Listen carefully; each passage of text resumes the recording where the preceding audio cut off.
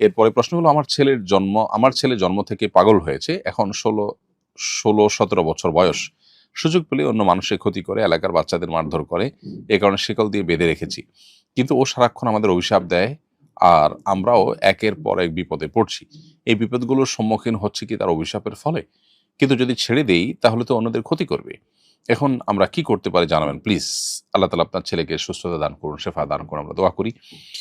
তাকে যদি ট্রিটমেন্ট করার কোনো সুযোগ থাকে তাহলে তার ট্রিটমেন্ট করাবেন। এমনকি বিষয়টা জিন ব্ল্যাক ম্যাজিক এর কোনো সমস্যা কিনা সেটা নিরূপণ করবার জন্য বা সেটাকে ডায়াগনোসিস করার জন্য আপনি কোনো রাকির শরণাপন্ন হতে পারেন বা সেলফ রুকিয়া করতে পারেন।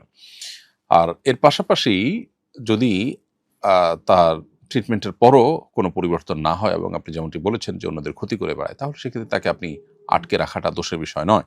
ইন্নামাল আমালু বিন্নিয়াত। আপনি কোনো কাজ যখন করছেন সেটা উদ্দেশ্য কি সেটা দেখার বিষয়। শিকল দিয়ে বেঁধে রাখা একটা মানুষকে, এটা বাহ্যিক দৃষ্টিকোণ থেকে অন্যায়। কিন্তু যখন অন্য বহু অন্যায়ের পথ বন্ধ করবার জন্য এছাড়া আপনার কাছে আর কোনো পথ থাকে না, তখন সেটা অন্যায় থাকে না, বরং সেটি বিধেয় এবং আপনার জন্য জায়েজ একটি কাজ হয়।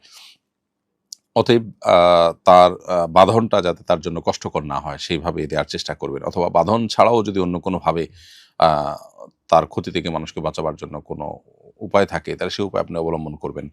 আ এক কথায় আপনি চেষ্টা করবেন তার ক্ষতি থেকে অন্যদেরকে বাঁচাবার জন্য, এবং সেটা করতে গিয়ে যদি আপনার কোনো উদ্যোগ নিতে হয়, আর কোনো উপায় না থাকে সেটা ছাড়া, তাহলে সেক্ষেত্রে সেটা অন্যায় হবে না।